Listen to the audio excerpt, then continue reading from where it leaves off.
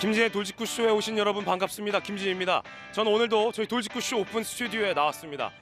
민주당의 이재명 대표가 윤석열 대통령 신년 인사회에 불참한 것과 관련해서 이래저래 정치권에 말이 많습니다. 그런데 문희상 전 의장이 독특한 표현을 썼습니다. 개밥의 도토리라도 거기 갔어야 했다라는 겁니다. 과연 개밥의 도토리, 이거 무슨 뜻일까요? 잠시 후에 이야기 나눠보죠. 저는 비가 오나 눈이 오나 매일 아침 이곳에서 여러분을 기다리겠습니다. 김진의 돌직구쇼 지금 라이브로 시작합니다. 잠깐만요.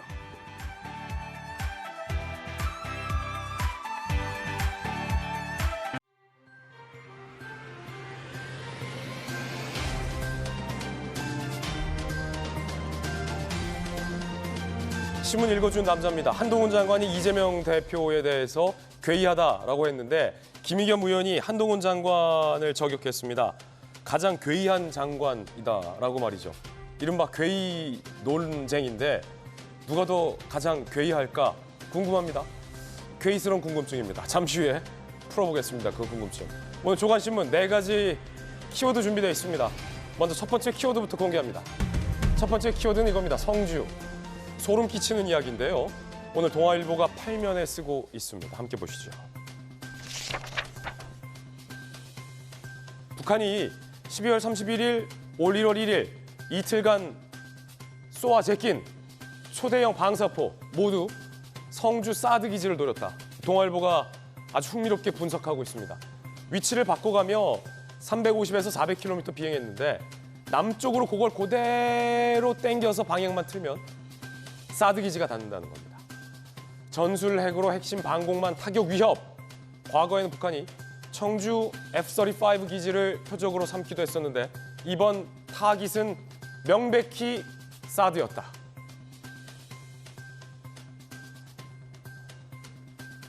북한이 사드에 대해서 얼마나 두려워하고 경각심을 갖고 있는지가 드러나는 또 하나의 단면이었습니다. 이어서 두 번째 키워드입니다.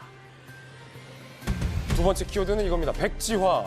한국경제가 일면에 쓰고 있습니다. 백지화. 무엇이 백지화됐을까요? 12억 넘는 아파트도 중도금 대출 받을 수 있다.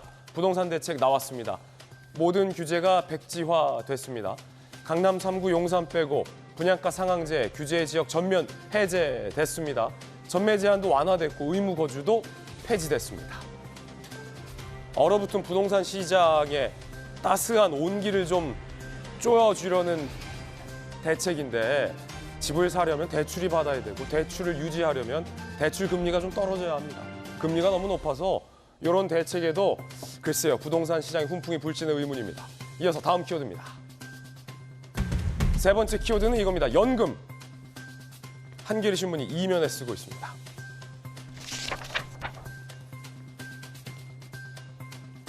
연금 개혁 강론 이견, 수급 가입 상한 나이 늦추자 제안도 나왔습니다.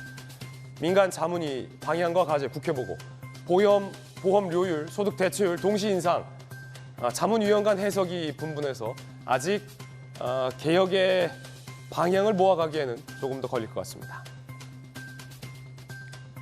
자, 이어서 네 번째 키워드입니다. 네 번째 키워드는 이겁니다. 20%. 중앙일보 6면 기사입니다. 중국발 입국자 확진율이 20%, 미국발 최강 변이도 상륙, 비상입니다. 비상. 코로나 아직 끝나지 않았습니다. 확진자 급증 대비 격리시설 더 확보해야 될 것 같고 홍콩과 마카오발 입국도 검사를 의무화한다고 합니다. 중국은 반발하고 있습니다. 아니 우리야 철저하게 하는 건데 왜 반발합니까? 상응하는 조치하겠다라고 중국은 기분 나쁜 반응을 보이고 있습니다. 지금까지 신문 읽어주는 남자였습니다.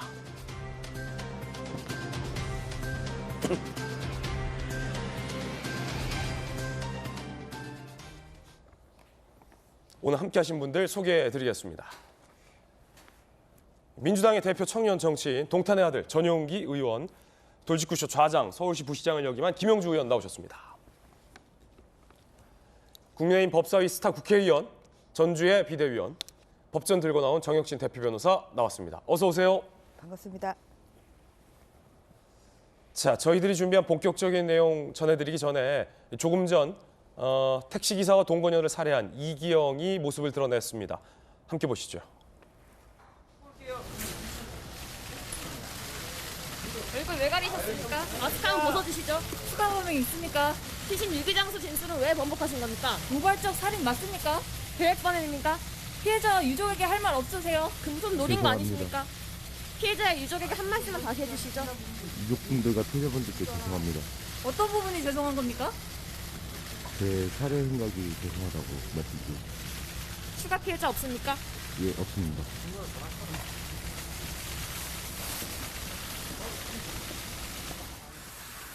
네, 이기영이 조금 전 일산 동부경찰서에서 모습을 드러냈습니다. 취재진의 질문에 별다른 답변하지 않았습니다. 마스크 한번 벗어주시죠. 추가 범행 있습니까? 피신 유기장소 진술은 왜 번복하신 겁니까? 이 추가 피해자가 있는지 없는지 경찰이 더욱더 면밀히 살펴봐야 될 것 같습니다.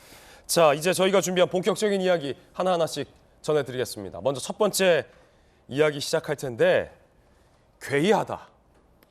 괴이하다. 듣기에 따라서는 조금 생소한 말인데 요즘 정치권에서는 이게 뜨거운 논쟁거리입니다. 주제 공개하죠. 한동훈과 괴이함, 노웅래 부결의 뒤끝. 서로 괴이하다 하고 있습니다. 서로 괴이하다라고 꼽은 발언들 모아봤는데 누가 가장 괴이할지 여러분들께서 보고 판단해 주시기 바라겠습니다. 아니 그런데 우리 국민들이 누가 괴이한지도 판단해야 합니까? 함께 보시죠. 어디서 이상한 소리가 자꾸 들리는데 이 김남국 의원 돈 봉투 받는 소리 같은. 이건 웃긴가요? 국민들이 이거 보고 정말 웃으셨을까요? 정치인이 뇌물 받는 거 하고 공당이 공개적으로 그걸 뇌물 범죄를 비호하는 거 어느 것도 웃기지 않다고 생각합니다. 이건 그냥 괴이할 뿐이죠. 한동훈 장관 매번 현안에 대해서 발언을 하고 있죠. 저는 그걸 볼 때마다 한편의 연극을 보는 듯한 그런 느낌이 듭니다. 그 마이크 앞에서 대사를 하는 걸 보면 항상 준비를 해와요. 그래서 잘 훈련된 어떤 배우 같은 모습을 보이는데 저는 한동훈 장관이야말로 정말 가장 괴이한 장관이다. 가장 괴이한 장관이다. 김의겸 의원이 연기하는 것 같다. 준비된 톤이다. 라는 주장까지 했습니다. 가장 괴이한 장관.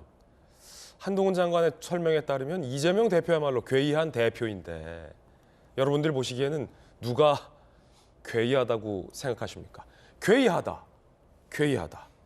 정혁진 변호사님, 네네. 법적으로 괴이하다. 어떤 뜻입니까 이게? 이건 뭐 법적인 이야기는 아니고요. 예. 그 굉장히 매우 비상식적이다. 굉장히 매우 비상식적이다. 이거는 저기 국어 그 사전에 제가 찾아보니까 괴상하고 이상하다 이겁니까? 그렇죠. 그러니까 뭐 이렇게 괴이하다라고 하는 게 여기에 그 중점이 드는 게 괴자가 아니고요. 이자예요. 이자예요? 그러니까 상식과 다르다. 이치에 맞지 않다. 네네. 상식 그냥 다를 이자. 다를 이자. 예. 그래서 상식과 매우 다르다. 매우 다르다. 네. 그래서 영어로 따지면 비자르 뭐 이런 정도 그렇게 하는 게 나을 것 같은데 그런데 제가 한동훈 장관이 무엇에 대해서 괴이하다라고 했는가 조금 전에 봤듯이 저는 그냥 퍼포먼스라고 설명을 했었는데 한동훈 장관은 뭐라고 이야기했냐면 그거를 역할극, 상황극이라고 그랬단 말이에요. 그래서 그 상황극이 뭐 이렇게 부스럭부스럭하는 그 상황극이 한동훈 장관은 괴이하다라고 이야기했는데 저는 뭐 그게 괴이하다라고까지 느껴지지는 않고 그냥 경박하다.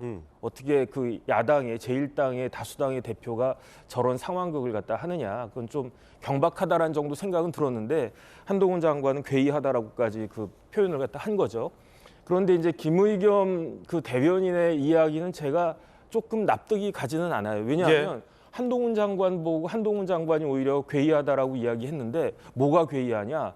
잘 훈련된 배우 같다라고 하는 것이 괴이하다라는 뜻이거든요. 근데 제가 봤을 때 장관이 그 말을 함부로 하면 되겠습니까? 잘 준비해가지고 말을 해야 되잖아요. 그러니까 오히려 잘 훈련된 배우 같다라고 하는 것은 한마디를 해도 그 장관의 말의 무게를 생각하고 많은 생각을 했다. 그래서 제가 봤을 땐 오히려 그 김의겸 대변인이 최고의 찬사를 한 것이 아닌가 그런 생각이 드는데 그렇게 이야기해놓고 오히려 괴이하다라고 말하는 게 전 좀 이상하다는 생각이 들고 그다음에 지금 제일 죽을 맛일 분은 노웅래 의원일 거예요. 예. 왜냐하면 지금 고래 싸움에 새우등 터지게 생겼는데 그 고래는 그 말할 것도 없고 뭐 고등어인지 정어리인지 옆에서 이렇게 깨작깨작거리면서 약을 올리는 것 같으니까 네. 노웅래 의원은 잊혀지고 싶은데 자꾸 그냥 뭐 고래들끼리 싸우는데 옆에서 고래도 아니고 뭐 초선 의원인데 뭐 그런 사람들이 막아지고 이렇게 이야기하는 게 참 그 노웅래 의원은 좀 그렇다는 생각이 들고, 그다음에 저렇게 감이 없는 분이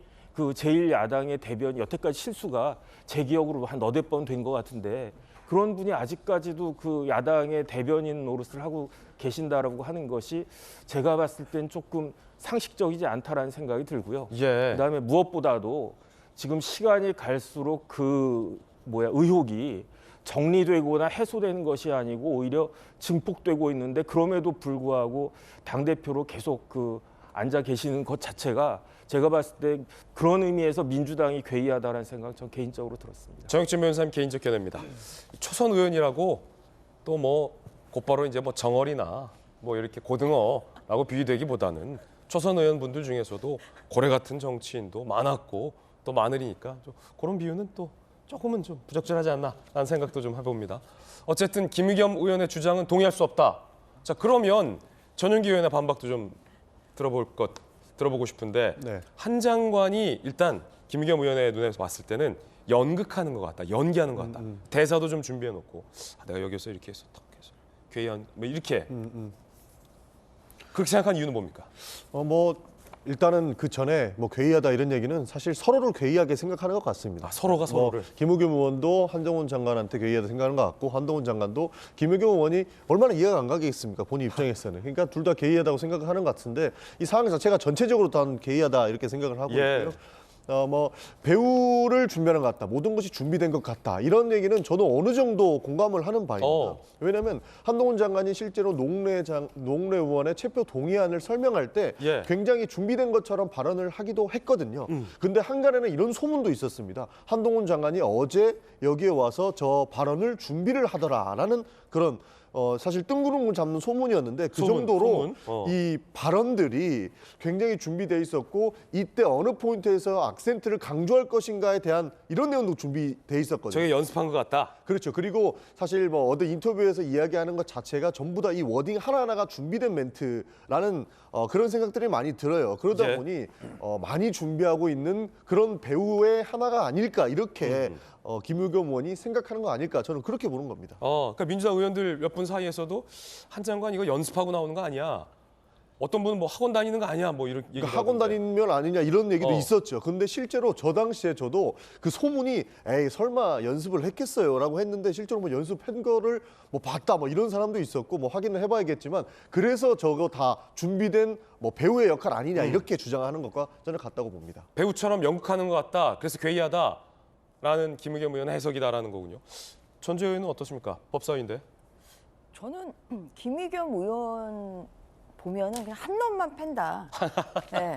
놈이라뇨. 네. 그러니까 한 사람만 팬다. 네. 그러니까 뭐냐면 한동훈 장관의 발언을 못 참는 것 같아요. 그러니까 또 어제 라디오 프로 나가서 괴이하다, 한 장관이 괴이하다 좀 그렇게 얘기한 거 아니겠습니까? 그런데 법사위 이제 소속인 저로서는 정말 김의겸 의원이야말로 괴이한 분이죠. 그래요? 아니 청담동 그 가짜 술자리 의혹을 그 지난 10월 24일에 법사위 종감하는 날, 그날 본인이 뭐 사실 확인도 제대로 안 하고 툰 게 이게 괴이한 거 아닙니까? 정말 본인이 그날 세트 촬영장으로 만들었잖아요. 더 탐사의 세트 촬영장으로 법사위를 만든 분이 지금 누구한테 잘 훈련된 배우 같다고 얘기를 할 수 있는 거죠. 최재성 전 수석, 문재인 정부 때 유감이고요. 정무수석했던 최재성 전 전무수석이 최근에 김의겸 의원이 제기했던 저 청담동 술자리가 당 지지율 깎아먹는데 가장 컸다, 뭐 이렇게 비판했잖아요. 뭐 그러긴 합니다만 그래도 저는 그래서 그런 면에서 좀 김의겸 의원이 항상 그 한동훈 장관의 발언에 대해서는 굉장히 민감한 반응을 한다는 생각을 좀 들고요. 그리고 진짜 뭐 본인이야말로 좀 그동안의 그 발언, 그 기괴한 그 괴이한 발언에 대해서 좀 본인을 좀 되돌아볼 필요가 저는 있다고 생각합니다. 그리고 훈련된 배우라는 거는 누가 훈련을 시킨 감독이 있다는 얘기인데 감독이 있겠습니까? 저는 한동훈 장관이 발언할 때마다 제가 느끼는 게 사실은 아까 또 말씀도 하셨지만 굉장히 예상 질문에 대해서는 답변을 당연히 준비를 해오죠. 저희도 예. 법사위 질의할 때는 다 준비를 해가는데요. 그래서 한동훈 장관도 이렇게 국회에 올 때마다 또 기자들이 물어보기 때문에 현안에 대한 당연히 뭐 예상 답변을 좀 준비를 해오는데 그게 굉장히 또 절묘하게 얘기를 해요. 예를 들어서 뭐 대장동 사건 같은 경우는 뭐 이게 이재명 대표를 뭐 찍어 누르는 게 아니라 이거는 그냥 그 토착 비리 세력을 이것을 수사하는 거다. 굉장히 적합하게 이야기를 하고 있기 때문에 그런 면에서 굉장히 저는 뭐 잘 준비를 좀 해오고 있고 굉장히 또 순발력이 좋다. 저는 그런 것을 좀 많이 느끼고 있습니다. 일단 한 장관이 말을 잘하고 네. 막힘이 없고 거기에 또 수려한 비유까지 써서 하잖아요. 네. 근데 그거를 또 막힘 없이 줄줄줄줄줄줄 얘기해서 만약에 저게 준비된 답변이라면 그거를 다 머릿속에 외우고 왔거나 연습을 했거나 아니면 머릿속에서 즉석에서 이걸 만들어낼 정도의 조어 능력이라면 엄청 탁월할 텐데 그러니까 뭐 이렇게 미리 대사 써놓고 연기 연습하고 막 준비하고 한 거 아니냐 뭐 이런 오해들이 나오는 거 아니겠어요? 순발력이 저는 굉장히 좋다는 그래요? 인상을 많이 받았어요. 왜냐하면 어떤 질문이 나와도 막 예전의 사례를 끄집어내서 예. 바로 즉각적으로 반박을 하거든요. 그래서 뭐 그런 걸 볼 때마다 굉장히 또 미리 그러니까 기억력이 굉장히 좋고 예. 순발력이 굉장히 좋다. 저는 법사위 현장에서는 그런 것을 많이 느꼈습니다. 그렇군요. 그러니까 노력으로 되는 거 아니죠. 그러니까 훈련된 배우가 아니라 정말 타고난 오히려 뭐 천재 연기자? 예. 천재 연기자다. 예. 오. 저는 뭐 그 정도로 굉장히 순발력이 굉장히 좋다. 저는 현장에서 예. 여러 번 느꼈습니다. 누가 그러더라고요, 김영주 의원님. 예. 윤석열 대통령이 도어 스태핑 안 하잖아요. 그 대신 한동훈이 매일 도어 스태핑을 하고 있다. 네. 모든 현안에 대해서 다 발언하잖아요, 도어 스태핑에서. 네. 실제로 보면은 이제 결과적으로는 개의하다는 말이 중요한 게 아니라 시대의 변화를 읽어야 돼요. 그리고 그게 김의겸 의원이 꼰대인 이유예요. 두 사람의 나이 차가 10년 납니다. 누가 많습니까? 김의겸 의원 63년생, 예. 한 장관이 73년생이에요. 아, 딱 열사차군요. 예. 만으로 보면 49입니다. 올해부터 만 나이니까. 그리고 22살의 사실을 본 사람이고요.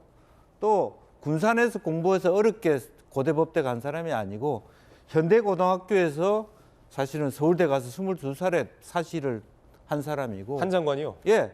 지금 대통령의 직원에서 가장 스마트하게 보좌해 왔던 사람이에요. 거침이 없는 거죠, 이 사람은. 그러니까 도어 스태핑 과거의 법무부 장관은 대통령 지침을 읽는 대독 장관이었다면 어허. 이 사람은 사전 컨펌할 필요가 없는 대통령이 풀리 권한을 줄 수 있는 사람이란 말이에요. 그렇기 때문에 과거하고 완전히 타입이 다르죠. 새로운 그 말하자면 실세의 등장, 예. 주류의 교체. 조금 있어 보세요. 대원 외고, 대일 외고, 외고 출신들이 거의 사시든 의회든 다 우리 사회의 주류를 잡을 겁니다. 그런 시대의 변화. 그 사람들이 뭐 공궁에서 어쩔 수 없이 뭐 정의를 위해서 그런 이야기 아닙니다. 그렇기 때문에 훨씬 더 자유롭고 폭넓고 스스럼이 없는 거예요. 거침이 없다. 거침이 없는 거예요. 어허. 그런 흐름을 읽지 못하면 꼰대예요. 내가 왜 꼰대라고 얘기하는 이유가 그런 부분입니다. 과거의 스테레오타입, 법무부 장관은 얼마나 무서운 존재였습니까? 특히 신군부 앞에서 그렇고 완전히 뭐 그런 존재보다는 완전히 자유롭게 넘나드는 리버럴 같은 법무부 장관이 왔단 말이에요. 앞으로 그런 사람들이 계속 올 겁니다. 그 사람들은 국회의원들을 볼 때 준범법 말하자면 피의자를 보는 인식도 있다. 솔직히 얘기해서. 어쩔 수 없는 지금 윤리인데 그런 부분에 대해서 국회가 더 투명해지고 더 대응을 할 수 예. 있어야 된다. 저는 그런 생각에서 이걸 잘 봐야 돼요. 큰 흐름이다. 이미 이쪽으로 예. 왔다라는 패러다임의 전환을 읽어라. 그렇게 얘기하고 싶습니다. 예, 흥미로운 각자의 주장들 전해드렸습니다. 그런가 하면 노웅래 의원 부결과 관련해서 정청래 최고위원은 한 장관이 자극적으로 얘기했기 때문에 민주당 의원들이 더 대동단결해서 부결을 시켰다.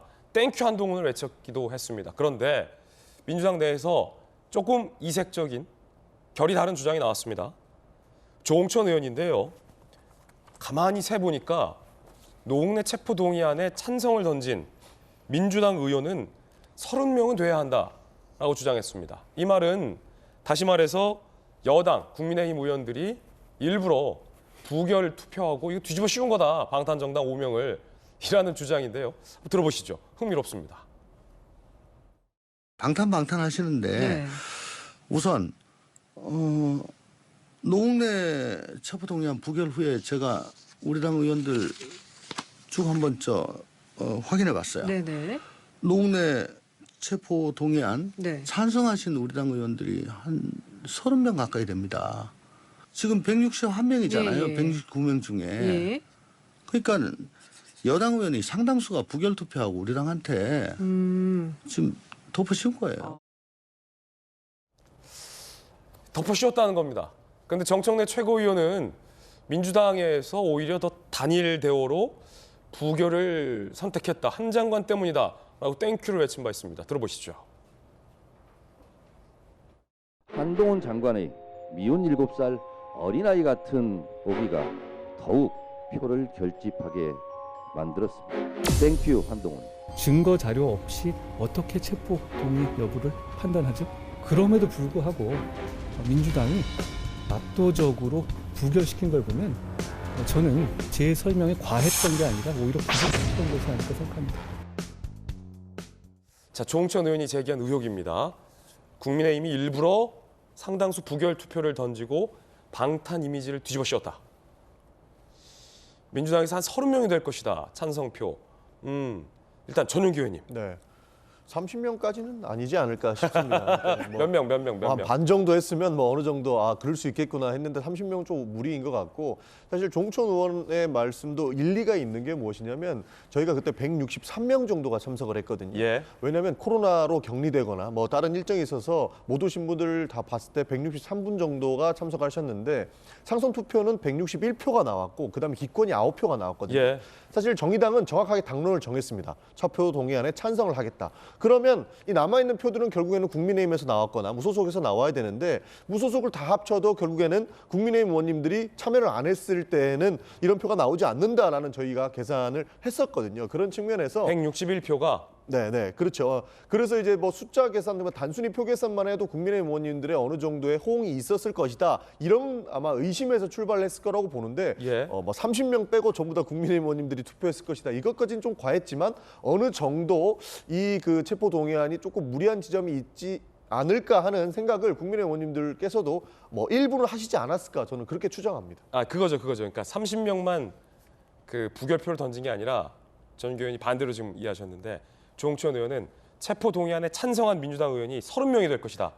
그러면 나머지 100몇 명입니까? 130명. 3명은 다 부결을 던졌을 텐데 뭐 그런 말이. 그러니까 그게 무리하다라고 생각하는 무리하다. 30명까지 안 된다. 이렇게 좀 알기 쉽게 설명하려고 그렇게 생각한 것 같은데 저는 그 주장에는 조금 동의하기 어려운 부분이 있습니다. 대다수는 다 부결했을 것이다. 아니 한 반 정도 했으면 어느 정도 합리적이라고 봤을 텐데 그래요? 사실 대다수가 맞지 않을까 저도 그렇게 보고 있습니다. 전주혜 의원님.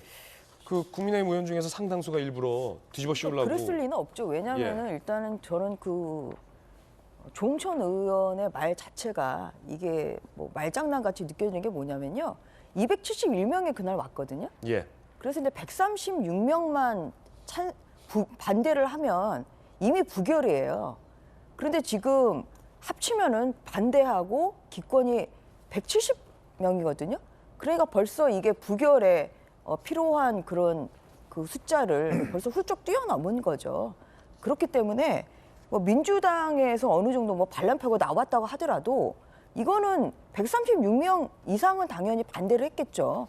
민주당이 그날 163명 나왔다고 하고 그리고 30명 빼도 133명 아닙니까? 예. 그래서 이미 30명 빼도 이미 민주당이 벌써 그 반대에 그 부결에 상당한 그런 숫자가 된다는 거예요. 그래서 이거를 저는 뭐 민주당 30명 찬성 이것보다는 여당이 부결시키고 덮어씌운다.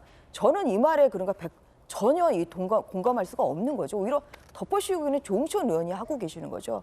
그리고 현장에 있었던 바로는 그러니까 오히려 지금 그 뭐 민주당 의원들의 이런 위기의식이 굉장히 컸기 때문에 한동훈 장관이 이 설명을 하는 그 과정에서 막 굉장히 우려의 소리도 나오고 막 이런 소리도 나오고 굉장히 경계하는 그런 모습을 민주당이 보였기 때문에 저는 민주당은 정말 100% 가까이 부결을 표를 던졌을 거라고 보고 있고요. 다만 이제 우리 당 의원님 중에서도 뭐 알 수는 없습니다만 뭐 개인적인 그런 진짜 인연 뭐 이런 것 때문에 찬성표를 뭐 한두 분은 뭐 할 수는 있었겠지만 이것을 민주당에 30명 찬성했다? 그리고 국민의힘이 이거를 부결 책임을 민주당에 덮어 씌운다? 이거는 저는 명백한 사실 왜곡이라고 생각합니다. 사실 왜곡이다. 예. 김영주 의원님. 예, 저는 좀 해석이 다른데요. 예. 결과적으로는 이게 뭐 한동훈 장관 때문에 혹은 그 조직적으로나 의도적으로 국민의힘이 말하자면 부결시키기 위한 집단 행동이 있었다고 보지 않습니다. 다만 일부에서는 여당 의원들조차도 그 국민의힘 의원들조차도 한동훈 장관의 지나친 설명에 약간 어떤 기권 던질 정도의 의원들이 반발했을 수가 몇 표 정도는 있다. 몇 표는 있다. 예, 그런 정도. 그래서 말하자면 마치 종천 의원은 의도적으로 민주당에 부결시키는 어떤 딱지를 만들기 위해서 30표가 조직적으로 왔다는데 저는 그렇게 보지 않고 과거에도 김재원 의원이 설명하면서 우리 17대 국회에서 박창달 체포 동의안이 부결된 적이 있었거든요. 이제 그때 상태의 분위기, 이제 그런 부분들의 영향력이 일부 미친 건 아닌가. 저는 그런 정도는 생각할 수 있을 것 같습니다. 그렇군요. 어쨌든 노웅래 의원의 체포 동의안은 부결이 됐습니다. 자, 첫 번째 이야기였습니다. 이번엔 저희가 준비한 두 번째 이야기 시작하겠습니다. 주제부터 만나보시죠. 신년 인사회 후폭풍, 전 대통령의 시국관. 이재명 대표가 불참한 것과 관련해서 보고를 못 받았다. 행안부가 이메일만 띡 보냈다. 관례에 맞지 않다. 뭐 다양한 얘기들이 나오고 있습니다. 그러자 문희상 전 의장이 개밥의 도토리라도 갔어야 됐다. 라고 이야기를 했습니다. 들어보시죠. 대통령이 주관하는 행사에 한 번도 안 두고 꼭 갔거든요. 예. 그런데 이제 가면은 참 뭐의 개밥의 도토리예요. 그러나 이번에 안 간 거는 난 잘한 일이라고는 생각할 수가 없어요. 충분히 그 심정도 이해를 가나 그럼에도 불구하고 종이 찍짝 보냈다든지 전자로 뭘 왔다든지 이름에도 불구하고 예. 참석했어야 된다고 나는 생각해요. 대면을 할 수 있는 그런 자리가 마련이 된다면은 뭐 너무 그런데 구애받지 말고 그냥 나가서 그냥 통 크게 품 넓게 정말 협치 좀 하자라고 네네. 하는 그런 것도 좀 할 수 있지 않았을까. 이게 흥미로운 이유가 있어요. 정혁진 변호사님. 네네. 이재명 대표는 천준호 비서실장한테 보고 못 받았다고 했거든요. 네네. 기자들이 물어봐서 뭐였습니까? 처음 듣는 얘기인데? 라는 반응까지 보였어요. 이재명 대표는 보고 못 받았다라고 밝혔는데도 문희상 전 의장이나 조홍천 의원은 갔어야 했다라고 얘기하는 뉘앙스가 조금 오묘하군요. 마치 보고를 받았고 안 간 것에 대해서 조언하는 것 같지 않습니까? 글쎄요. 제가 봤을 때는 이재명 대표가 보고를 못 받았다라고 말씀은 안 하신 것 같고요. 몰랐다고만 이야기한 것 같거든요. 그다음에 일단은 저는 기본적으로 지금 그 대통령실의 정무수석이 조금 그 잘못하셨다는 생각은 들어요. 왜냐하면 이렇게 민감한 시기에 조금 더 이제 정확하게 본인이 직접 가가지고 이런 일이 있으니까 이벤트가 있으니까 참석해달라고 말씀을 하시는 것이 훨씬 더 좋았겠다라는 생각은 들고요. 그다음 제가 조금 진짜로 이상하게 생각하는 거는 천준호 비서실장이에요. 천준호 비서실장이 정말로 보고를 안 했을까? 저는 했을 것 같거든요. 왜냐하면 그 천준호 그 의원이 지금 처음 비서실장 한 게 아니고 옛날 서울시장 비서실장도 했었단 말이에요. 그러면 비서실장이 자기가 뭐 저희 시장도 아니고 자기가 당대표도 아닌데 자기가 이렇게 의사결정할 권한이 있는 거 아니지 않습니까? 그러면은 그 보고를 갖다가 당연히 했어야 된다라고 생각이 되는데 그때 이제 제가 영상 나온 걸 보니까 별로 그렇게 만약에 저 같으면 제가 비서실장인데 깜빡해가지고 대통령 그 모임에 이제 당대표한테 물어보고 가든 말든 거기에 따라서 처신을 해야 되는데 그렇게 하지 않았단 말이에요. 그러면 저 같으면 아차 내가 진짜로 큰일을 갖다가 저질렀구나. 내가 큰 실수를 했구나 해가지고 굉장히 막 이렇게 난처하고 막 그러한 얼마나 내가 혼나야 되나 옷을 벗어야 되나 막 그랬을 것 같은데 저기 그 영상 나온 거 보니까 그냥 실실 조금 웃기까지 하면서 그럼 그 말은 뭐냐면 제가 봤을 때는 대표한테 보고를 하지 않았나 하는 생각이 드는데 그런데 또 이재명 대표는 보니까 그 본인이 몰랐다는 이야기예요. 그러니까 전 어떤 생각이 드냐면 요즘 이재명 대표가 워낙 그 공사 다망하시고 또 개인적인 문제도 있고 해가지고 그거를 보고를 받고 까먹은 거 아닌가 저는 그 생각이 사실은 들고요. 그러니까 이런 부분들과 관련해 가지고는 지금 민주당에 시스템에 문제가 있는 것이 아닌가 일단은 그런 생각이 사실은 듭니다. 그래가지고 그런 부분들은 민주당이 좀 더 잘 정비를 해야 되지 않나 저는 그런 생각이 들었습니다. 민주당에서는 보고 못 받았다고 하고 있으니까. 그래서 제가 드린 질문은 김영주 의원님. 네. 지금 문희상 의장하고 조응천 의원이 이 대표는 보고 못 받았다라고 하는데 거기다 대고 개법의 도토리라도 갔어야지. 구애받지 말고 통 크게 갔어야지라는 이런 훈수를 두는 게 네. 이분들은 보고를 못 받았다는 걸 믿으시는 겁니까? 안 믿으시는 겁니까? 사실은 뭐 또 조홍천 의원이 이메일만 보낸 건 뭐 하다 이렇게 얘기를 했죠. 그런데 이제 첫 번째 문희상 의장의 경우에는 지금 이제 김대중 정치학교 교장입니다. 아 그래요? 그 배경은 뭐냐면 바로 이재명 대표 옆에서 사실은 뭐 교토 3굴 이런 얘기를 하는 것은 이낙연이든 어쨌든 호남 세력들이 갖고 있는 것은 미안하지만 이재명 대표는 오래 가지 못한다는 인식을 깔고 있어서 세게 얘기를 한다고 보여지고 두 번째는요. 우리 그 정익진 변호사가 이진복 정무수석이 뭐 역할을 하냐 안 하냐 하는데 그건 말이 안 되는 게 전용기 의원 결혼식에 이진복 정무수석이 왔어요. 그렇습니까? 예. 솔직히 뭐 일개 의원이라고 얘기해 표현해서 미안한데 어쨌든 당 대표를 한 국회의원 야당 국회의원의 결혼식에 올 정도면 당 대표를 그렇게 내몰라라 띡 진짜 이메일만 보냈을까? 그리고 행안부가 하는 것은 더군다나 공식적으로 대통령실이 할 수 어렵기 때문에 행안부는 정확하게 체크할 수밖에 없어요. 그래서 그렇게 띡 이메일만 보냈다는 말을 믿기는 쉽지 않다. 쉽지 않다. 그런 부분이고 그래서 사실은 이제 뭐 개밥의 도토리라도 갔어야 된다라고 하는 부분은 계속 피하는 듯한 모습들을 주는 것이 좋지 않다. 이제 그런 말씀을 드리고 싶어요. 피하는 모습이 좋지 않다. 오늘 동아일보에 흥미로운 보도가 나왔는데 친 이재명계 핵심 의원이 동아일보와 인터뷰를 했습니다. 이재명 대표가 회피하지 말아야 한다라는 쓴소리를 했다는데요. 함께 보시죠. 친명계에서도 우려, 친명계 핵심 인사, 민주당 A 의원, 이 대표가 당은 당이고 사법 리스크는 내 문제라고 당당히 말했어야 했다. 체포동의안 결과에 따르겠다고 의연했어야 했다. 자꾸 회피하니 당내에서 말 나오는 것이다.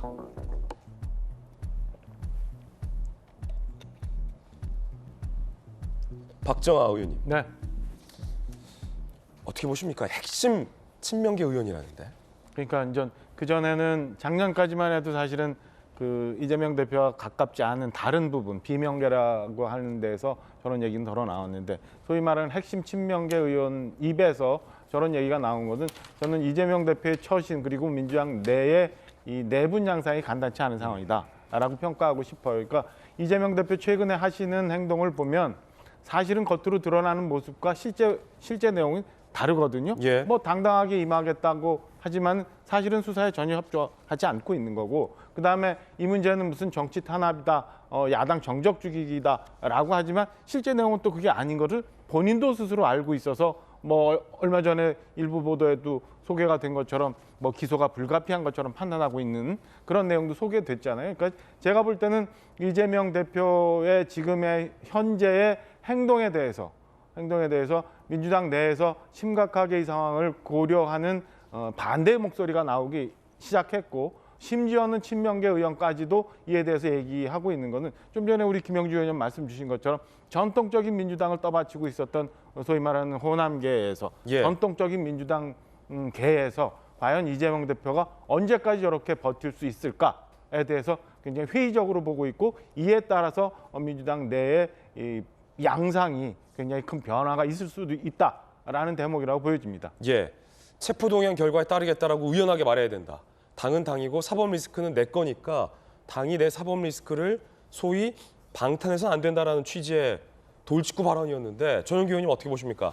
그러니까 뭐 체포동의안 뭐 저런 이야기가 있을 수도 있는데 이재명 대표는 지속적으로 나는 조사를 다 받겠다라고 이야기를 했고 이미 검찰하고도 출석 일정까지 조율하고 있지 않습니까? 그래서 뭐 이 사법 리스크는 충분히 조사를 받겠다 임했는데도 불구하고 저는 뭐 검찰이나 여당에서 주장해오는 정치적 공격이 아닐까 저희는 그렇게밖에 이룰 수 없는 겁니다. 그러니까 만약에 이재명 대표가 지속적으로 거부하고 나는 무조건 사법 리스크를 이 우리 국회의 동의를 거치겠다라고 했다면 뭐 저런 이야기들이 당연히 뭐 타당하다 이렇게 볼 수는 있지만 이재명 대표는 지속적으로 나는 오히려 당당하게 검사에 임하겠다. 왜냐면 뭐 대종동 파다 안 나오니까 결국에는 성남 FC 그러니까 무혐의 처분이 나온 것 가지고도 다시 기소하는 것 보면은 내가 무섭기는 한가 보다 하면서 나는 출석을 하겠다라고 하고 있는 입장이거든요.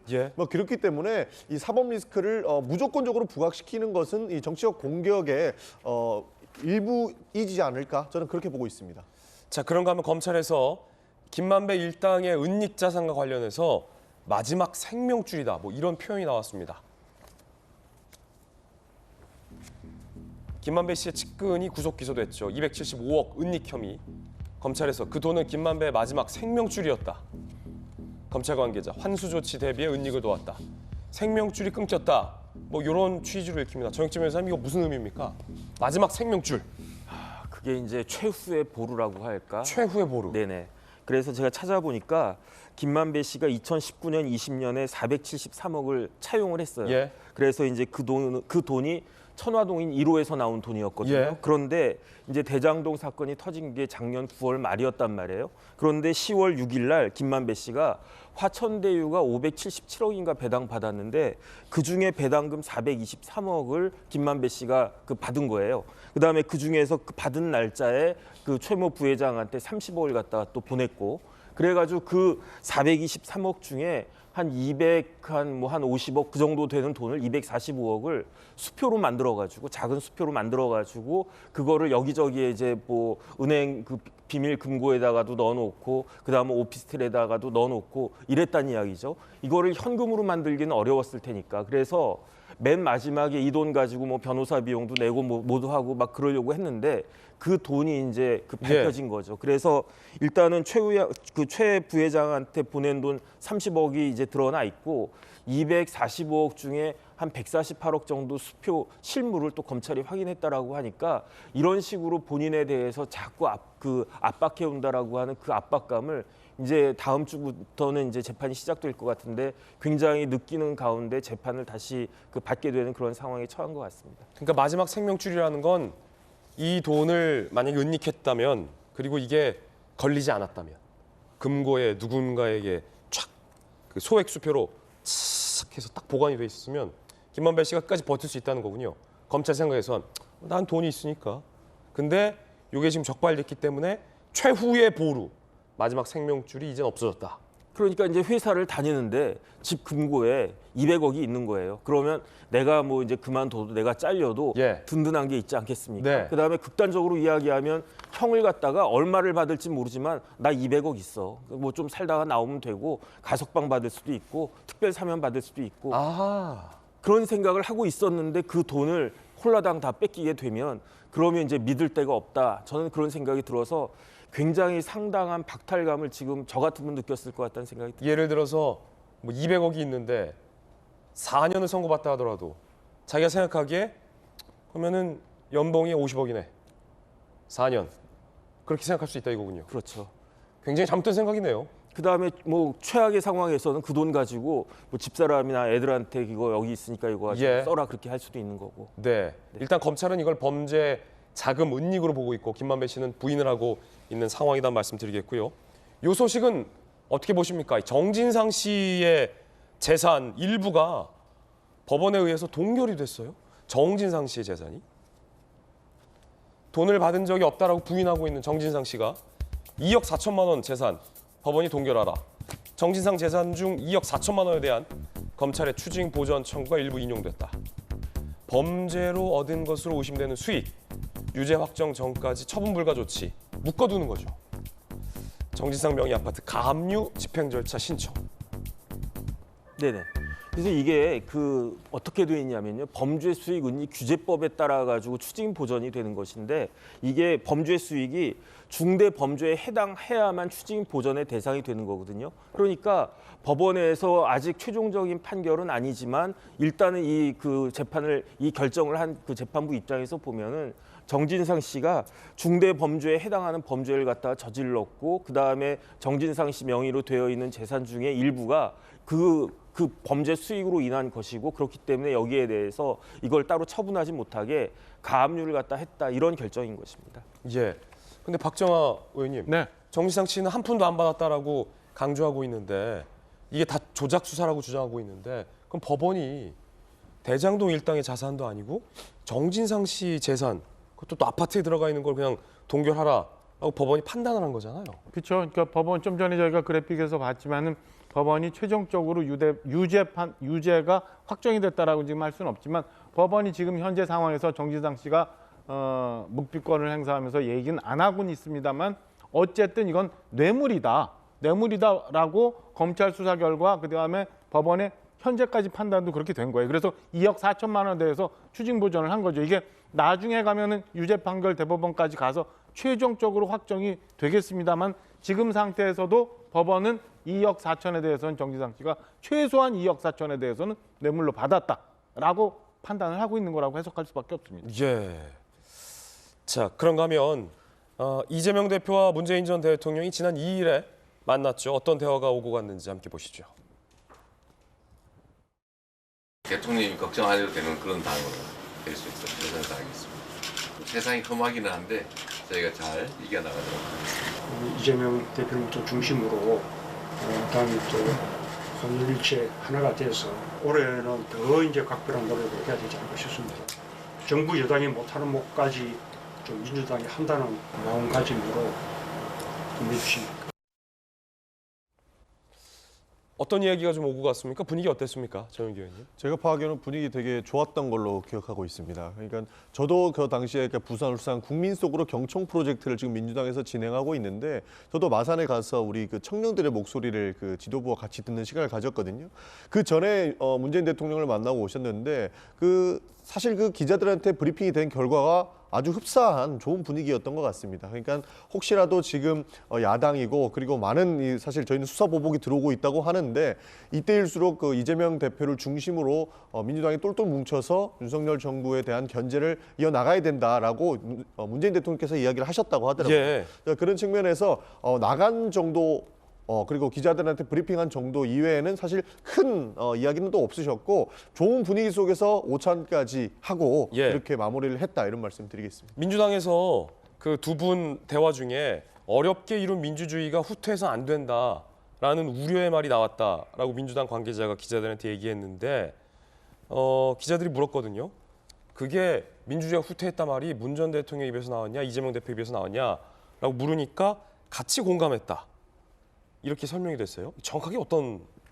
그러니까 민주주의라는 것은 통합과 협치지 않습니까? 기본적으로 서로 대화가 돼야 되는 거고 그것을 통해서 통합과 협치가 돼야 되는데 저희 민주당에서 봤을 때는 윤석열 대통령께서는 통합과 협치의 목소리는 거의 없이 사실 독단으로 가고 있다고 하고 있습니다. 사실 이번에 대선에서도 0.74%를 저희가 지기는 했지만 0.74%라면 그래도 국민의 절반은 이재명과 민주당에 대한 투표를 했단 말이죠. 그런데 그분들의 목소리는 일천을 묵살하고 있는 모습이 마치 민주주의를 후퇴시키고 있는 것처럼 보이고 있다. 그리고 민주당을 향한 이런 수사 같은 경우에도 민주주의를 후퇴시키고 있다라고 해서 총체적인 부분에서 저희는 이런 부분에서 공감하고 있다. 이런 말씀을 드린 거였습니다. 아, 그렇군요. 그러면 문재인 전 대통령과 이재명 대표가 만난 자리에서 윤석열 정부와 이제 국민의힘이 민주주의를 후퇴시키고 있다라는 강한 비판의 메시지가 나왔다는 건데 그럼 국민의힘 쪽 반응은 어떨까요? 들어보시죠.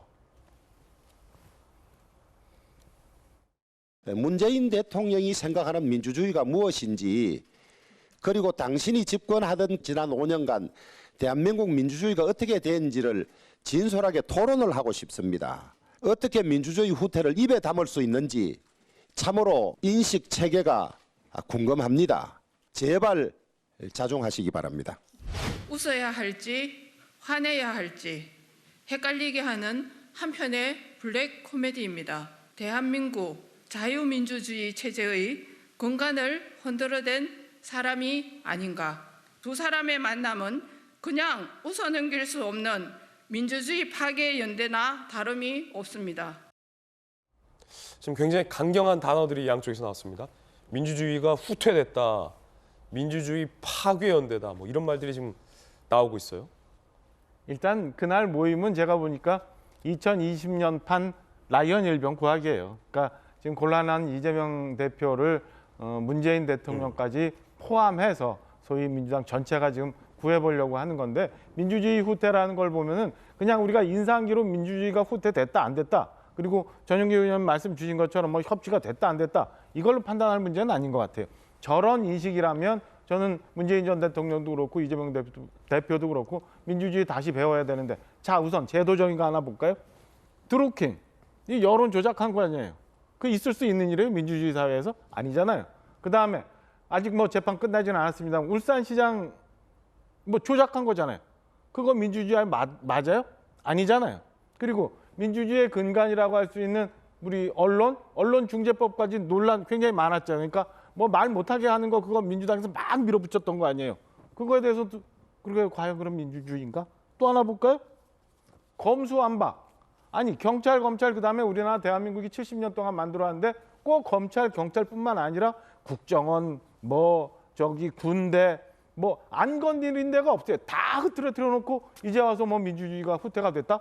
저는 뭐 이런 상황이라면 저는 문재인 전 대통령도 그렇고 이재명 대표도 그렇고 민주주의가 뭔지, 우리 애들이 지금 학교에서 배우고 있는 그 민주주의가 뭔지 다시 돌아봐야 될 때라고 생각합니다. 민주주의 다시 배워야 된다. 문재인 전 대통령과 이재명 대표가. 자, 그럼 전용기 의원의 반박. 그러니까 민주주의가 결국에는 그 거수기 싸움으로만 흘러가면 안 되는 것이죠. 그러니까 서로를 인정하고 포용할 줄 알아야 되는데, 이 민주주의를 통해서 얻은 권력으로, 그리고 그 권력만 얻으면 모든 것이 끝나는 것 같이 생각하는 윤석열 정부의 폭정이 민주당 입장에서는 민주주의 후퇴로밖에 볼 수 없는 겁니다.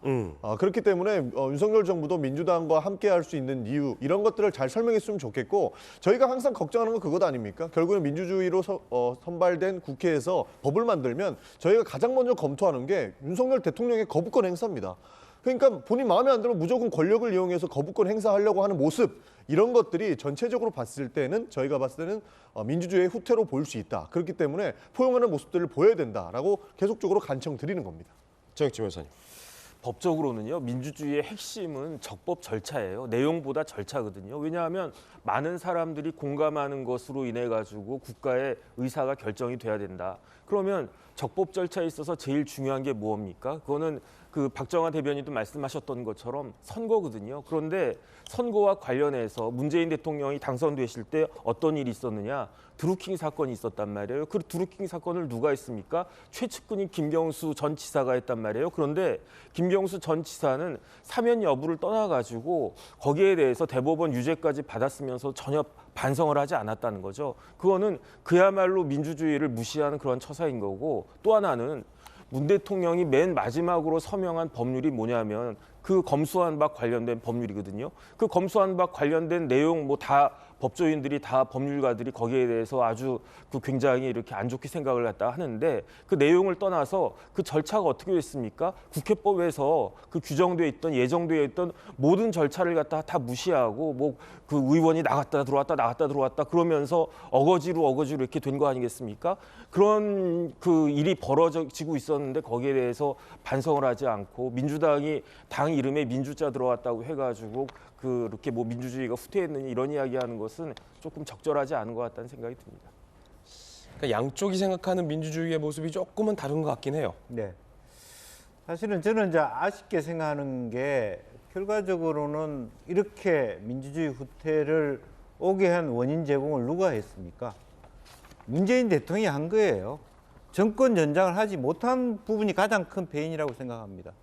사실은 그런 면에서 뭐 이렇게 현 정부의 민주주의 후퇴를 비판할 때, 그랬을 때 이 내가 정치를 함에 있어서 지나치게 여러 가지 어떤 뭐 실정으로 인해서 그야말로 우리가 하고자 하는 민주주의의 어떤 지속적인 발전을 멈추게 한 것에 대한 반성이 있어야 돼요. 사실은 문재인 정부의 민주주의는 민주주의가 아니고 온정주의예요. 지금 현재 감사원에 대해 수많은 시민단체, 수많은 어떤 소득주도 성장이라고 하는 비합리적인 정책에 이끌리거나 혹은 이념지향인 종전선언에 매달려서 실제로 법치주의와 민주주의 근간이 흔들린 것도 사실이고 그것 때문에 중도층이 등을 돌려서 정권 연장에 실패한 겁니다. 그래서 실제로 그런 면에서 물론 저는 뭐 그야말로 민주주의 이야기하는 데 있어서 여야 모두가 자유롭지 못해요. 그래서 뭐 누가 잘했다, 어떤 정권은 민주주의고 어떤 정권이 민주주의 아니었다 이렇게 이분법으로 나누기보다는 본인 스스로의 성찰로부터 다시 다 함께 가는 협치로 가야 된다 그렇게 봅니다. 예. 자, 이번엔 저희가 준비한 다음 순서입니다. 뜨거운 소식 2가지 엄선됐습니다. 먼저 첫 번째 소식부터 만나보시죠.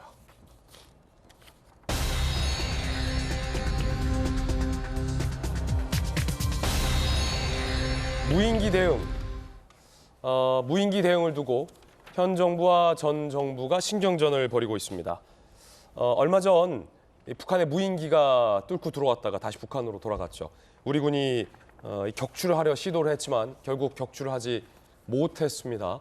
그러자 윤석열 대통령은 지난 5년간 우리 군이 훈련을 제대로 하지 않았다라며 전 정부의 잘못을 지적했습니다. 그러자 문재인 전 대통령이 이에 대해서 또 반박을 했습니다. 함께 보시죠. 동아일보 보도입니다. 그제 양산에서 민주당 지도부를 만나서 이런 전언이 나옵니다. 무인기 대응 관련 지난 정부 때 감시 레이더 도입 등 준비를 모두 마쳤다. 드론 부대도 이미 창설했는데 서울 상공까지 뚫린 것이다. 안보는 단호히 대응해야 하는데 우려스럽다. 결국 문재인 정부 때 마련해 놓은 걸로 이번에 겨우 대응했는데 그것도 제대로 못한 거다라는 반박이었습니다. 자, 그러자 우리 군이 또 문재인 전 대통령의 이 전언, 발언을 반박했습니다. 이 문재인 정부 때 준비했던 게 아니라 그 이전부터 준비해왔던 거다라는 반박입니다. 소형 무인기 대응 전력 증강 계획 따라 순차적 확보 중 2010년대 초반부터 관련 장비 소요 결정 도입이 이루어졌다. 특정 시기에만 진행되는 것은 아니다. 라고 또 반박을 했습니다.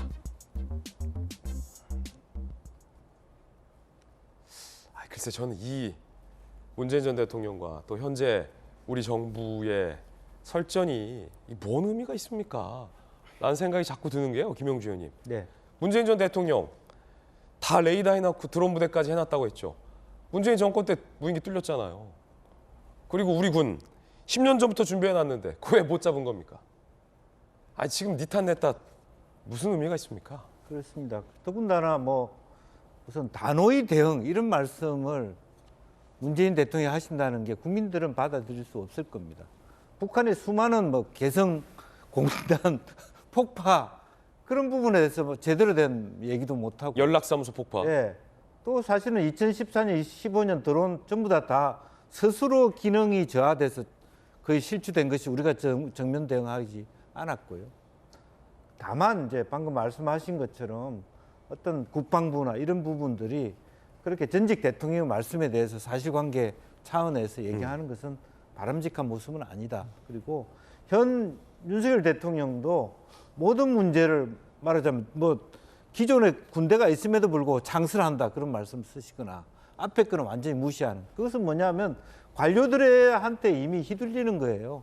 그래서 그런 측면에 대한 사실관계 팩트 체크하면서 서로 비난하기보다는 정말 지금 제가 아랍에미레이트나 가보면요. 한국의 안티 드론 시스템 사고자 굉장히 우리가 시스템을 다 갖고 있어요. 그래서 빨리 국회가 예산을 가지고 우리가 갈 수 있는 능력들을 최근에도 뭐 누구 때문에 예산이 깎였다 이런 얘기가 아니라 기술적 결함이 있으면 뭐고 또 그것을 어떻게 빨리 대응 조치할 것인지를 그렇게 좀 서로 협력해 가면서 말하자면 안보 문제를 힘을 모아가는 쪽으로 갔으면 좋겠습니다.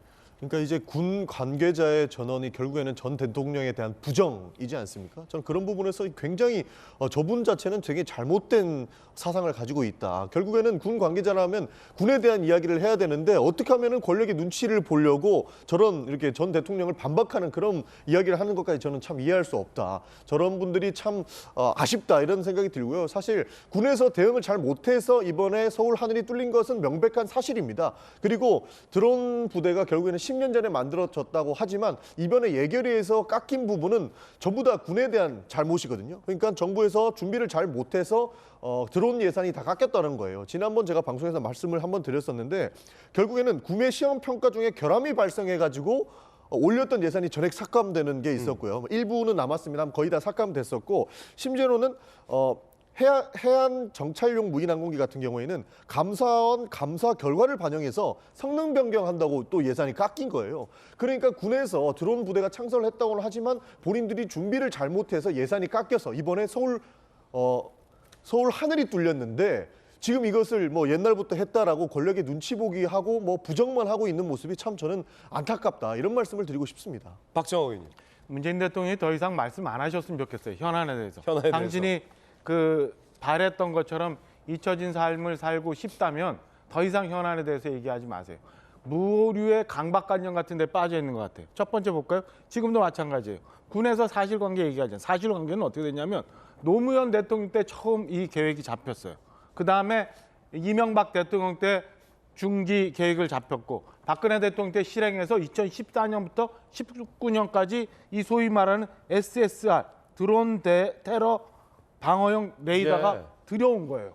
그런데 이거 갑자기 내가 했다라고 말씀하시는 게 사실관계가 틀린데 제가 보면 아까 말씀드린 것처럼 나는 다 잘못한 것도 없다 얘기하시려다 보니까 저런 얘기 나오죠. 우리 좀 전에 얘기했던 것처럼 갑자기 말도 안 되는 민주주의가 후퇴했다. 이런 말씀하시죠. 고미송강이 저렇게 버려놓고 뭐 연하장에 심지어는 또 강아지 안고 나오는 게 일출 사진에 또 나와요. 그래서 나는 애견가다라는 얘기를 자꾸 하시려고 뭐 하는데 그래 봐야 이미 국민들한테 인상이 바뀌지 않거든요. 더 이상 현안에 대해서 저는 문재인 대통령이 더 말씀 안 하시고 조용히 계시는 게 그나마 남아있는 존경받을 어느 정도 여지마저 남겨놓죠. 자꾸 저렇게 정말 실제와 다른 얘기, 국민들이 일반 인식과는 다른 얘기 말씀 자꾸 하시면 저는 이제 그마저 남은 거마저도 없어질 것 같아서 이제 그만 현안에 대해서 문재인 대통령 그만 말씀하시는 게 좋겠다라는 생각을 드립니다. 예. 자, 그런가 하면 안보 관련해서 윤석열 대통령이 최근 한 인터뷰에서 핵무기는 미국의 것이지만 핵 공동 연습을 한미가 함께 해야 한다라고 밝힌 바 있습니다. 자, 그런데 조 바이든 미 대통령이 미국 기자들의 이 같은 질문을 받고 잘못 질문을 이해했는지 답변을 노라고 해서 이게 좀 논란이 되고 있습니다. 한번 들어보시죠. President Biden, are you discussing joint nuclear exercises with South Korea right now?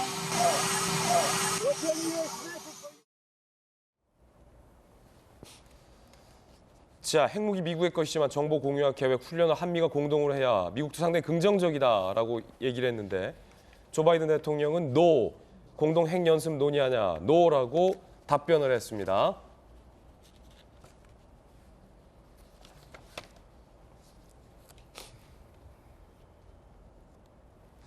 자, 그러자 민주당과 정의당이 비판을 했습니다. 들어보시죠. 대통령실은 또다시 기자 탓을 하고 있습니다마는 엎어진 김칫국을 다시 담을 수는 없는 법입니다. 한미 간에 아직 조율되지 않은 이야기를 우선 급하다고 꺼내든 것은 아닙니까? 윤석열 대통령의 즉흥적이고 무모한 핵 발언으로 개묘년 새해가 시작부터 캄캄합니다. 미국과 핵, 그리고 핵 관련 기획, 연습 등은 그 자체로 한반도 안보에 큰 영향을 주는 단어입니다. 이런 말을 쉽게 내뱉고 해프닝이라고 정리하는 대통령의 입이 국가적 리스크가 아니고 무엇이겠습니까? 자, 그러자 대통령실에서 상황 정리에 나섰습니다. 기자가 거두절미하고 공동 핵 연습 논의 중인지 물으니 당연히 아니라고 답할 수밖에 없다. 공동 핵 연습, 핵 보유국들 사이에서 가능한 용어다. 백악관 대변인, 공동 핵 연습 논의 안 한다. 한국은 핵 비보유국이기 때문이다. 라고 진화에 나섰습니다. 자, 이거 어떻게 된 겁니까, 박정화 의원님? 일단 양국에서, 한국과 미국에서 저 건에 대해서 이제 해명을 했어요. 그래서 그걸로 보니까 해프닝이 있었던 것 같고 실제적으로 보면은 핵 전쟁 연습이냐 아니면 핵 대응 연습이냐 이런 개념의 차이에서 바이든 대통령이 저렇게 노라고 단언적으로 얘기를 한 걸로 밝혀졌는데요. 저는 뭐 야당이 저렇게 얘기하는 거에 대해서는 또 이를 키우려고 하는 비판 아닌가라는 생각이 듭니다. 지금 양국이 해명한 걸 들어보면 전혀 용어의 차이에서 나온 얘기고 지금 우리 입장에서는 대통령이 말씀하시는 건에 대해서 그리고 바이든 대통령이 부인했던 건에 대해서 전혀 다른 개념이었고 안에 들어가서 실무적으로 진행되고 있는 건에 대해서는 야당 대변인들 전혀 지금 내용을 모르고 있는 거잖아요. 저희도 사실 아직 정부가 분명하게 얘기를 안 하고 있기 때문에 모르는 거 아니에요. 핵 관련한 건 굉장히 민감하기 때문에 정부도 분명히 얘기 못하는 상황이잖아요. 그런 거 다 확인 안 하고 저렇게 비판을 위한 비판을 하고 또 무슨 일 생길 때마다 문제를 만들어서 뭐 마치 윤석열 대통령이 잘못 발언해서 이런 일이 생겼다라고 얘기하는 거는 스스로 했던 말을 돌아보고 난 다음에 얘기해야 될 비판 아닌가라고 생각이 듭니다. 저는 반대로 생각을 하는 게 미국이 정확하게 대변인을 통해서 얘기하지 않았습니까? 그러니까 한국은 비핵 보유국이기 때문에 한국이랑 핵 연습을 할 필요가 없다 이렇게 말을 하고 있는데 안보실에서는 거두절미하게 물어봐서 그러니까 대변인이 거두절미하고 물어봐서 그렇다 이렇게 대답하는 것이 저는 참 안타깝습니다. 저는 그 대통령실의 안보실 전원 교체해야 된다고 생각을 합니다. 사고를 이번만 친 거 아닙니다. 그러니까 한국에서는 미국과 핵 연습을 하겠다 했는데 미국에서는 난 아니다라고 했고 지난번에 되돌아보면 우리는 일본과 한일 정상회담을 하기로 했다 했는데 일본은 또 아니라고 했어요. 근데 대통령께 보고는 결국에는 우리 한일 정상회담 하기로 했다라고 보고했으니까 대통령께서는 그렇게 알고 계셨을 거라고 보고 있고 이번에도 핵 연습을 미국과 하기로 했다라고 했는데 미국이 또 아니라고 하지 않았습니까?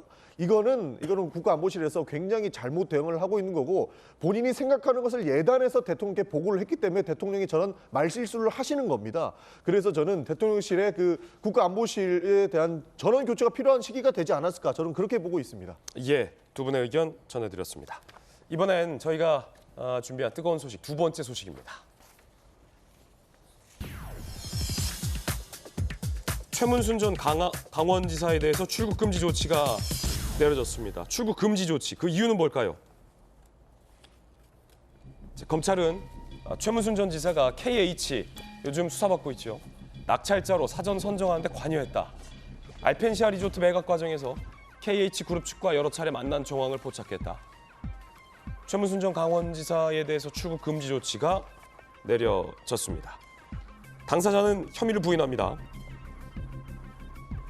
입찰에 응해줘서 고맙다는 인사를 하려 만났을 뿐이다. 리조트 매각 4번이나 실패한 상황에서 KH그룹 비롯한 여러 기업 수시로 만나 설득해왔고 불법은 전혀 없었다. 정혁진 변호사님, 네네. 검찰이 출국 금지 조치 취한 이유는 뭡니까? 일단은 범죄 혐의가 있다는 이야기죠. 예. 그러니까 아무나 출국 금지 시킵니까? 그러니까 알펜시아 리조트가 1조 6천억이 들었어요. 그런데 2018년도에 그 평창에 동계올림픽 있지 않았습니까? 그리고 난 다음에 근데 알펜시아 리조트를 어떻게 만들었냐면요. 민자 유치하거나 이렇게 해서 한 게 아니고 강원도가 투자를 받아가지고 한 게, 그러니까 쉽게 말하면 강원도의 부채가 된 거예요.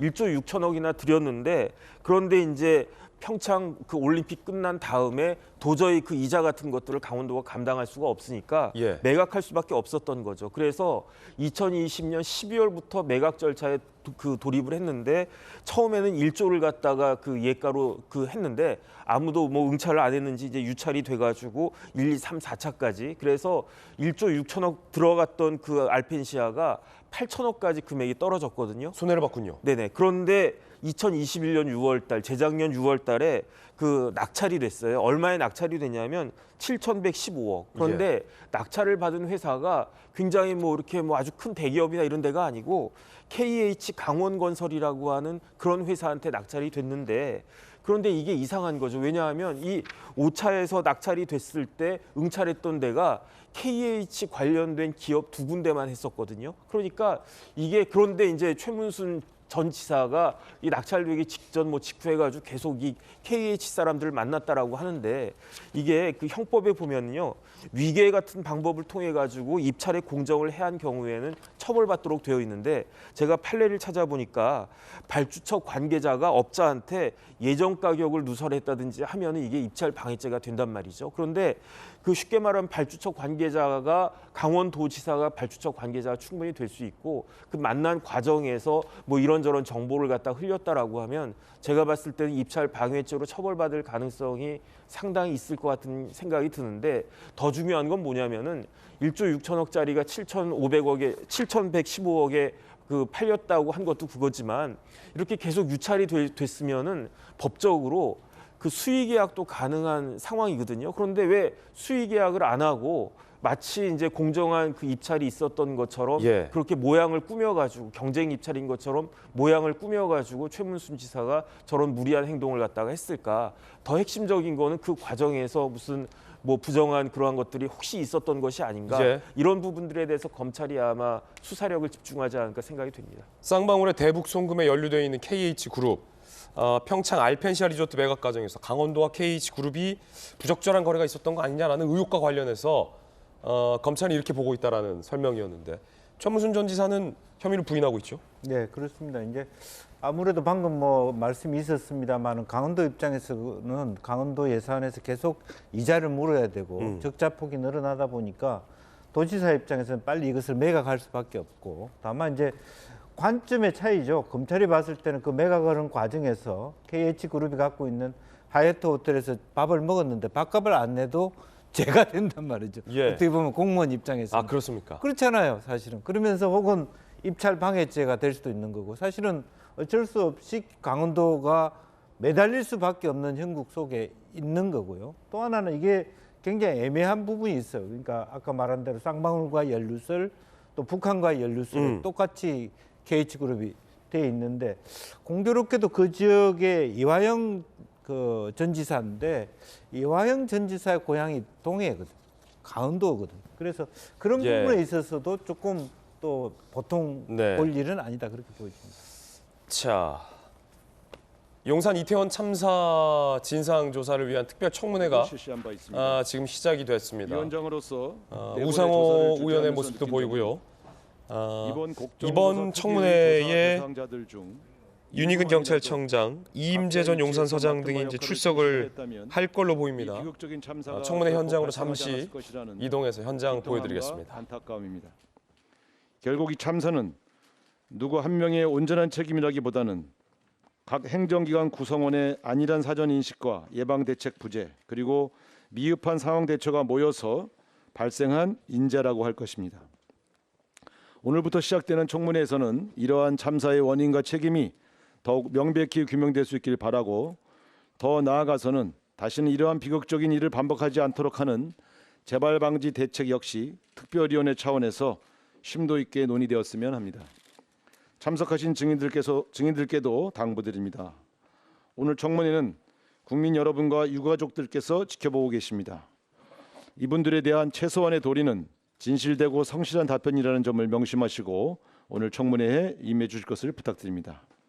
참고로 오늘 회의는 국회 방송을 비롯하여 KBS, MBC, SBS, OBS, YTN, TV조선, MBN, 채널A, JTBC 등 지상파와 종합편성 채널에서 생중계되므로 의원님 여러분께서는 발언 시간을 준수하여 주실 것을 당부드리고 국회 방역 지침에 따라 신문하시는 의원님과 답변하시는 증인은 마스크 미착용이 가능하다는 점을 아울러 말씀드립니다. 본격적인 청문회 절차에 들어가기 전에 여야 간사 간 합의에 따라 오늘 불출석한 증인의 동행 명령을 위한 의결 절차를 진행한 후에 청문회를 시작하고자 합니다. 그럼 불출석 증인에 대한 동행 명령장 발부를 위해 안건을 추가하려고 하는데 의원님 여러분 이의 없으십니까? 네, 이의가 없으시면 의사일정을 추가하여 상정하겠습니다. 의사일정 제4항 동행명령장 발부의 건을 상정합니다. 우리 위원회가 의결한 오늘 청문회 출석 대상 증인은 총 44명이었습니다만 이 중 7명의 증인이 건강상의 이유 또는 구속 기소 중이라는 이유 등으로 불출석 사유서를 제출하였습니다. 그러나 이들 불출석 증인 중 특수본 수사 담당자 2명을 제외한 송병주, 이용욱, 정대경, 박성민, 김진호 증인은 이태원 참사의 진상을 규명하기 위해 반드시 출석이 필요한 핵심 관리자라는 것에 여야 간사 간 합의가 있었습니다. 이에 국회에서의 증언 감정 등에 관한 법률 제6조의 규정에 따라 오늘 청문회에 불출석한 송병주, 이용욱, 정대경, 박성민, 김진호 이상 5인의 증인을 오늘 오후 2시까지 이곳 국정조사장으로 동행할 것을 명령하고자 합니다. 위원 여러분 이의 없으십니까? 네, 이의 없으시면 가결되었음을 선포합니다. 그러면 지금 바로 동행 명령장을 집행하도록 하겠습니다. 국회 경위 직원들은 위원장 앞으로 나와주시기 바랍니다.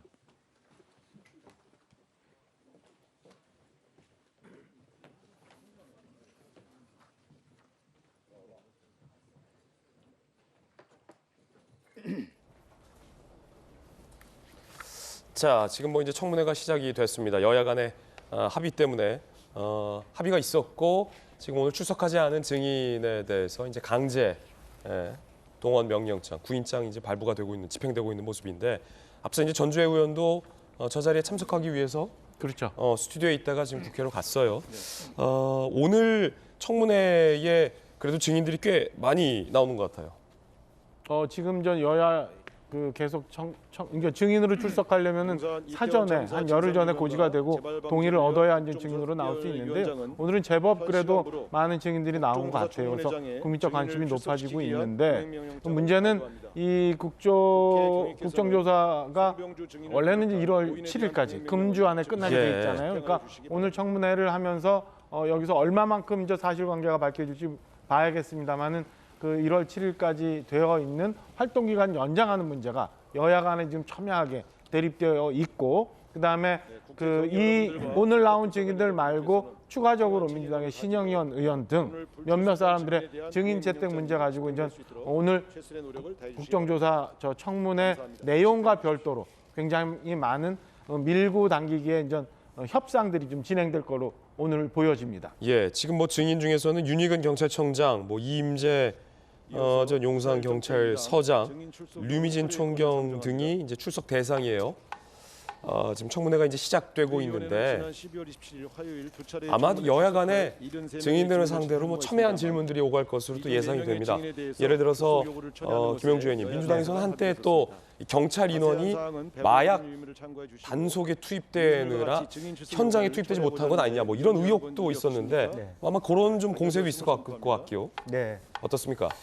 그렇습니다. 실제적으로 보면 제가 이제 우리가 국정위원들이나 국민들이 생각할 때 얼마나 진실을 밝혀지는가도 중요하지만 국회에서 만들어진 청문회 자체는 재발 방지라고 보여져요. 그러니까 재발 방지를 위해서 사실 규명을 제대로 해 나가느냐. 근데 지금 현재 국조 논의를 하면 한편으로 보면 민주당이 너무 빨리 국정조사를 해서 예산 전국의 거의 일정들을 다 쏘아서 결과적으로는 합의해서 연장할 수밖에 없는 국면으로 가서 오히려 분산된 감이 없지 않아 있습니다. 그래서 남은 일정을 잘 여야 합의하에서 기간 연장을 해서 재발 방지까지의 어떤 국정조사의 결과 보고서가 나오도록 여야가 지금이라도 힘을 모아야 된다 그렇게 봅니다. 예, 자 의사 발언 들어보겠습니다. 우리 국민의힘 위원들을 몰래 촬영하고 또 고성능 마이크로 그 대화를 녹취한 그런 사안이 발각되었습니다. 참으로 동료 의원 간에는 특히 이태원 참사의 진실을 밝히고자 하는 국정조사장에서는 도저히 발생한 일이라고는 믿기 어려운 그런 행토였습니다. 더 유감스러운 것은 이러한 행태에 대해서 더불어민주당의 원내대표께서 공부하기 싫은 학생이 짝꿍 바꿔 달라며 등교를 거부하는 꼴이다. 이런 식으로 용해인 의원의 행태를 두둔하고 나섰다고 하니까 아무리 자당 의원이 대상이 아니라고 하더라도 어떻게 이렇게 할 수 있는지 참으로 개탄스럽다는 말씀을 드리고 싶습니다. 용 의원께서는 이러한 보좌진의 본인의 행태가 홍보 목적이라고 이렇게 말씀을 하셨다고 합니다. 그런데 그 홍보 목적이라는 것이 본인 당사자가 현장에 있지도 않은 상황에서 보좌진이 기자를 가창해서 다른 의원들의 모습을 촬영을 하고 대화를 녹취한다는 점에서 그 의도가 무엇이 있는가 진짜 의심하지 않을 수 없다는 말씀을 드립니다. 100번 양보해서 용 의원의 이런 보좌진의 이런 행태가 홍보 촬영이 맞다고 하더라도 이게 과연 이태원 참사의 진상을 규명하고 재발 방지를 세우고자 하는 이런 국정조사장에서 이루어질 수 있는 것인지 정말 이해할 수가 없습니다. 저는 우리 용해인 의원께서 정말 진정성 있게 피해 동료 의원들에게도 사과도 해주시고요. 또 국정조사의 원활한 진행을 위해서라도 회의장을 나가주실 것을 요청드리겠습니다. 이상입니다. 네. 또 의사진행 발언 있으십니까? 네, 전주 의원님.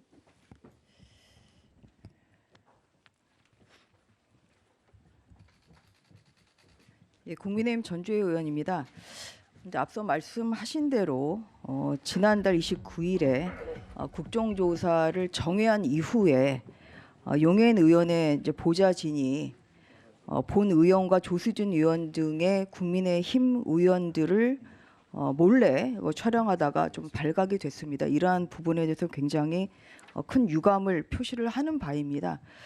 여기에 대해서 사실 저나 조수진 의원은 용해인 의원 측의 이러한 여러 가지 발언에 대해서 반박을 하지 않았습니다만 가만히 있다는 것은 또 인정하는 셈이 될 수 있기 때문에 오늘 그 국정조사장에서 한번 그날 어떤 일이 있었는지 과연 이것이 정당한 그 의정활동 기록이었는지를 한번 좀 다시 한번 살펴보도록 하겠습니다. 영상 보면서 다시 발언을 이어가겠습니다. 예, 이것이 이제 영상 그날 영상입니다. 의사진행 발언 중에 예, 영상을 좀 시원하게 그런 사례는 없었는데. 아니 사전에 좀 말씀하셨어야지. 아니 의사진행 발언 중에 영상을 자신의 질의 내용을 보완하기 위해서 영상이나 뭐 그래프를 쓸 수 있는데 의사진행 발언을 영상 틀은 예는 국회에서 없었기 때문에 그냥 말씀해 주시면 됩니다. 예. 거기에 대해서 일단 영상을 불허하시기 때문에 그 부분에 대해서도 좀 유감을 표명을 하는 것이고요. 네. 왜냐하면 영상만큼 그날 있었던 일을 말로써 하는 것보다는 백문이 불여일견이라고 이제 영상이 없는 좀 상태에서 하시라는 말씀이라 이 부분은 적당한 기회 다시 한번 다른 식으로 허가를 받아서 좀 하도록 하겠습니다. 뭐냐면 그날 이제 촬영이 있었던 것은 정회 이후입니다. 정회 이후였고요. 이 영상은 지금 제가 시연하려고 하던 이 영상은 카메라가 정회 이후에 찍는다는 것 자체가 네, 청문회 앞선 장면 보여드렸습니다. 자, 이번엔 저희가 준비한 다음 이야기 시작하겠습니다. 주제 공개하죠. 자, 급기야 봉숭아땅이란 얘기도 나왔습니다. 홍준표 시장이 국민의힘 당권 주자들을 싸잡아 저격했습니다. 맹구 같다는 겁니다. 당대표 하겠다고 너도 나도 맹구처럼 저요 저. 당대표감 한 명도 안 보인다. 그리고 유승민, 권성동 두 분에 대해선 탄핵 찬성하고 넘어가 분탕질 치다가 돌아온 사람이다. 라고 얘기를 하기도 했습니다. 탄핵 앞장서고 넘어가려다 잔박과 야합해 지도부 입성한 수양버들 같은 사람. 친박 행세로 득세하다가 어정쩡하게 남은 사람. 특정한 건 아니냐 이런 표현들이. 그런 얘기도 나옵니다. 맹구. 그 맹구가 봉숭아학당에서 저요 이러잖아요. 그죠. 그게 이제 지금 그 홍준표 시장 입장에서는 지금 당권 주자들이 다 저요 하는 거랑 똑같다는데 각각이 다 이런 핸디캡을 갖고 있다라고 말씀하시네요. 아니 아무리 그래도 맹구라뇨. 홍준표 시장이 홍사이다라고 얘기하는 홍카콜라 하는 것처럼 마음대로 막 편하게 말씀하시는데 근데 재밌는 표현으로 잘 얘기했는데 한 분이 빠졌더라고요. 예. 김기현 의원에 대해서는 평가가 없는 것 같아요. 그건 또 뭔가 이런 생각이 얼핏 좀 들었어요. 그래서 그 일부에서 보기에는 봉숭아학당 같기도 하고 그렇지만 이게 저희가 이제 3월 8일까지 레이스가 진행이 되잖아요. 그리고 후보 이제 등록이 선관위에서 일정 몇 가지 룰을 정리하면 이제 등록이 될 테니까 그때 되면 이런 것들이 많이 좀 정리가 되면서 국민의힘 당내에서 당원들 사이에는 이제 새 지도부 만들어 나가는 이제 열기가 많이 올라가지 않을까라는 생각이 듭니다. 그래서 우리 홍준표 시장님께서 걱정하시는 것처럼 저렇게는 안 될 거고, 그 너무 저기 대구 시정 챙기시기도 바쁠 테고, 그다음에 이 저기 신공항 건도 굉장히 특별법 처리해야 돼서 복잡할 텐데 너무 우리 당권 주자들 험하게 하시면 나중에 법 처리하는데 협조에 어려움도 있을 텐데 왜 그러시나라는 생각도 좀 드네요. 홍준표 시장 다음 표현이었습니다. 예. 그 듣는 맹구 입장에서는 좀 기분 나쁘지 않겠습니까? 기분 나쁘죠. 저렇게 말씀하시면. 예. 그리고 다 아는 것처럼 사실은 과거 탄핵을 앞두고 해서 뭐 당이 갈라졌던 상황은 그때 있었던 상황에서 다들 국민들이 지금 이해하고 있고 우리 당원들도 하나가 된 상황. 그다음에 뭐 그때 당시에 이 바른정당으로 넘어가느냐 마느냐 여러분들이 뭐 고민을 했었던 것도 다 있었던 상황. 근데 그거를 굳이 지금 와서 콕 집어갖고 말씀을 하시는 게 저는 홍준표 대표가 꼭 그전에 우리 대선 경선할 때도 굉장히 잘 나가시다가도 조금 뭔가 부족해 보이는 그런 아쉬움이 있었는데 이번에도 또 좀 그런 게 있는 거 아닌가라는 생각이 좀 들어요. 그런가 하면 유승민 전 의원이 지난달 29일에 윤핵관들 제거해야 된다, 공천 안 주겠다, 뭐 이런 발언을 했습니다. 지금 완장을 차고 윤핵관이라고 설치는 권력이 기생해가지고 저는 저런 사람들 공천 주지 않을 겁니다. 저런 사람들은 제거해야 당이 제대로 되지 않겠습니까? 대통령 한 사람한테 기대가지고 맹종하고 아부하고 공천 혁신할 겁니다. 자, 그러자 권성동 의원이 유승민 전 의원을 또 비판했습니다. 민주당 아바타다. 정의로운 척하지만 민주당 아바타다라고 비판을 한 상황입니다. 김영주 의원님 어떻게 보십니까? 지금 국민의힘 전당대회 국면이요? 글쎄요, 답은 정해져 있는데 안개가 끼어 있다고 실체가 없는 건 아니잖아요. 사실은. 그리고 홍준표 시장도 홍카콜라 발언이라고 하지만 살짝 숨어가는 지혜가 있거든요. 이름을 금명하지 않고 금명하지 않은 사람이 답이 될 수도 있죠. 그럴 수도 있는 건데 실제 유승민 대표의 발언은 제가 어릴 때 동화책 중에 나무를 자르는 소년이 있어요.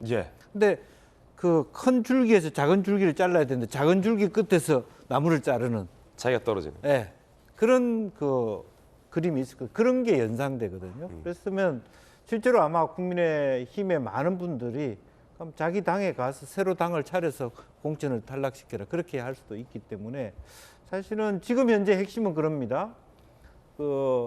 윤 대통령을 중심으로 이 정부를 성공시키면서도 윤 대통령과 맞설 수 있는 인물이 가장 적절한데 그런 역할을 할 사람이 없다. 윤 대통령과 너무 일체가 많거나 아니면 유승민 의원처럼 너무 거리가 멀어져 있거나 그렇기 때문에 사실은 국민의힘 당원들의 고민도 그게 있지 않느냐 그렇게 생각이 듭니다. 김종인 전 비대위원장도 비슷한 지적을 했습니다. 들어보시죠. 윤심이 나에게 있으니까 내가 좀 유리하다는 이런 발상은 좀 제발 좀 안 하는 것이 정치인으로서 자세가 아닌가. 그러니까 지금 세상이 그 윤심만 가지고서 당대표가 된다고 이렇게 착각할 시대가 아니라고. 대통령만 쳐다보는 그런 정당 내에서 제대로 된 정치 지도자가 양성이 안 되는 겁니다. 저희들은 60초 광고 보고 돌아오겠습니다. 잠시 후에 뵙죠. 오늘 저희들이 준비한 소식 모두 다 전해드렸습니다. 저희들은 내일 아침에 인사드리겠습니다. 오늘 하루는 분명 어제보다 나을 겁니다. 좋은 하루 되십시오. 고맙습니다.